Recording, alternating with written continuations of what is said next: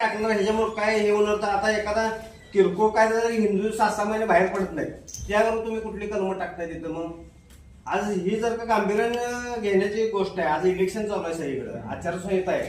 हे असताना जर का ह्यापूर्वी पण मागे ज्या वेळेला कोल्हापूरमध्ये झालं त्यावेळी पण पूजनीय भिडे गुरुजी ह्याच्यामध्ये कुठं हुपरीमध्ये त्यांचं टिपू सुलतानला हे करत्याला मुजरा करत्याला पोस्टर लावलेलं. इथं छत्रपती शिवरायांचं शिवजयंतीच्या दिवशी महिलांच्यावर आक्रमण झाले. म्हणजे हे कुठलंच होतं काय? हे जर का कोल्हापूरमध्ये होत असेल तर ह्याला जबाबदार कोण? आणि ज्या पद्धतीनं शासन प्रशासन गांभीर्याने लक्ष घालायला पाहिजे ते घालत नाही असं आमचा सकल हिंदू समाजाने सर्व हिंदुत्ववादी संघटनांच्या वतीनं म्हणजे आरोप आहे म्हणजे सगळ्यांच्या वतीनं. दुसरा विषय बांगलादेशच्या विषयात आहे. काय बांगलादेशच्या विषयात आम्ही 2-3 वेळा निवेदन देऊन झालेलं आहे. तरी सुद्धा अजून भारत सरकारने जेवढं लक्ष घालावं पाहिजे तेवढं लक्ष घातलेलं नाही त्यात.